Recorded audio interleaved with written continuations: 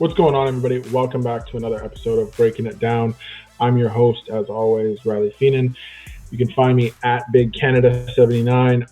I'm joined by my buddy Matty Dubb today. We're going to be breaking down Damien Lewis, somebody who's been in the news recently as he's going to be moving over to the left side with the addition of Gabe Jackson. He's going to be staying in his more comfortable position, I believe, which is right guard. Which he's been in the past few years. So I think it's just a seniority rules thing there. I think he just gets to pick which side he wanted to go to.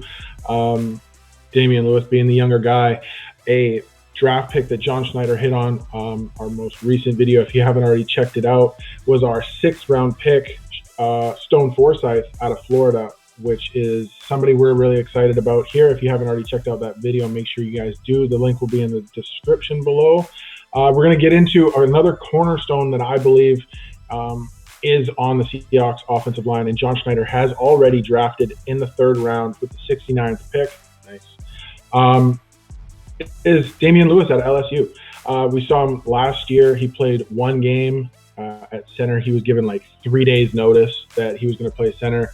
The first play we're going to jump off with is the play that stood out for me and then made me kind of watch him a little bit more to kind of see what he brought because he was a rookie that was starting for the Seattle Seahawks on the offensive line. I always think the closer you are to the football, the harder it is to start right away, to grasp an entire playbook, to get calls. The closer you are to the football, including the quarterback, the harder it is to be on a football field right away off the jump. So Damien Lewis, the play that jumped off for me was his breakout, was his first game of the season against the Atlanta Falcons, was the screen play. Obviously, we're going to get into it here. Post-it gets out. Potty's going to lead the way, and it's going to go to Carson on the side here. But it's just the athleticism. I'm just going to let it run here. And you're going to see just the athleticism that you see from somebody that is 6'3", like 330, I think. And he just moves so well and so athletically that it makes me believe that the foundation is there for him to become a better pass blocker. I think that's the only area that he struggled in last year. His run blocking is next to none. He is a road grader. He wants to dig his big hooks in as hands. He has meaty, big paws. They're always wrapped up. They're taped up, and he just wants to dig his big paws into guys and just wash them. But I'm here to show you guys that he is ready to improve. There is bright spots in his game. Right here is the next play. So we're going to get into another athletic play by him. Oh, the Eagles run a stunt up here. This is a really good front by from the Philadelphia Eagles. You can say whatever you want about Philadelphia and they were bad and and whatever happened. This defensive front, Brandon Graham, Fletcher Cox, Malik Jackson, and Derek Barnett are no joke. Alex Singleton, say what you will, their linebacking core is not very great, but this is a very good defensive front and a longer developing play. So to catch this, they're running a stunt, Fletcher Cox, an all-pro at his position, and then he's looping with Malik Jackson, who's a Super Bowl champ. Watch this. Great pickup here by Big D-Lou. And he anchors in. So he's able to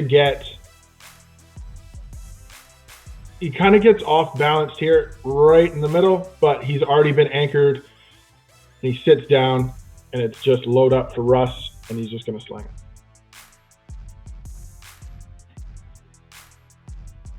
I'll run it back one more time, and you can kind of watch it in full speed of how quick this stunt happens and that these two have to communicate up front. Here it is, and they pass it off, and then D-Lou is able to sit down. It's quick, and it happens very fast. Those defensive linemen in there are very good. And Fletcher Cox is actually does a very good job in the NFL as somebody who penetrates and makes a lot of room for the guy that's looping around during the stunt.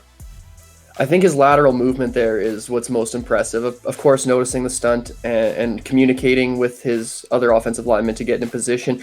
But the way he moves laterally so fluidly, locks in, keeps his hips square, and just gets in front of what's a really, really good defensive lineman. I think that's really impressive.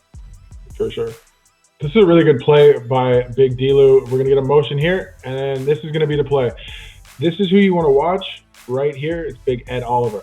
If you heard the name before or the name rings a bell, he was a top 10 pick by the Buffalo Bills, has been a Pro Bowler, I believe. If not, he is an absolute stud young defensive lineman for the Buffalo Bills and is a mainstay here. And he's quick. So for D-Lou, he's got to get out here and make this block because Bichelle and Jacob Hollister are out. They're gone. They will not be able to stay here and help. And Freddie Swaim is blocking whoever here is on the end here.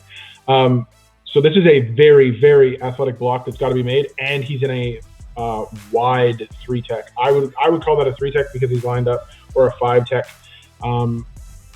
If you want to call it, he's lined up almost in the gap, not even shaded. He's more so shaded on the inside of B-shell here. So that is he's got to get up and get out. Like, he's got to be very, very quick in this movement, and you're going to see it. And it's actually super athletic to be able to make this play. And it's quick. It happens very, very fast. And that's it. That's all he needs to do. That's all he needs to do. I think him and Gabe Jackson are identical. So I did a breakdown earlier on Gabe Jackson, and I think in due time, I think with Gabe Jackson being in the locker room, I think with Gabe Jackson being around D-Lou, it's only going to benefit Damien Lewis in the future to be able to learn from an all-pro, to be able to learn from a Pro Bowler, from a dude that's been in the league for 10 years and knows how to do this. And I think they are very, very identical in play style and the way that the way they are shaped. They're both bowling balls. They just want to run you over and road grade you. But at the same time, they both have very, very good feet, and they are very, very good moving laterally, as Maddie said, and being able to make athletic plays at the offensive line position. Maddie and I alluded to it earlier in a conversation that the offensive line position is now becoming an athletic position, and people are paying more attention to it, that these guys aren't just fat dudes that are pushing people around. These guys are able to make super athletic plays. They might not run 4.4s, but I tell you what, they're going against guys that run 4.4s, and they got to be able to move. So the athletic offensive linemen are here to stay, and I think it's only going to get better as the NFL progresses. I just wanted to show this as a last kind of play because this is Jordan Phillips, a guy that played for the Bills for quite some time, a veteran defensive lineman, been around the league for quite some time, so he's pretty good. For D-Lou to be able to sit like this so early in his career and against a guy that's I would say is a very good football player, been around the league for quite some time, like I said. He's just able to sit there. You see the quick pitter-patter of the feet. If you haven't already watched the Gabe Jackson film, he has those, I like to call it happy feet. They move. He just moves his feet so well for an offensive lineman, and for somebody that is so big, he is very agile and very athletic. So to wrap everything up and to conclude, I really wanted to touch on the fact that D-Lou is somebody I'm very excited about, much like I am about Stone Forsythe. I'm not saying that Stone Forsythe is going to be, the end-all and be-all. I'm not saying that Damien Lewis is going to be the end-all and be-all, but I believe that these guys are cornerstones for the future for the Seattle Seahawks. I believe that both of them will make a heavy impact next year. I'm very excited to watch Damien Lewis continue to grow. I believe that he was a home run hit for John Schneider and the Seattle Seahawks in the 3rd round for somebody that is made an early impact, started 16 games, he showed versatility in jumping in at the center position without even playing the position.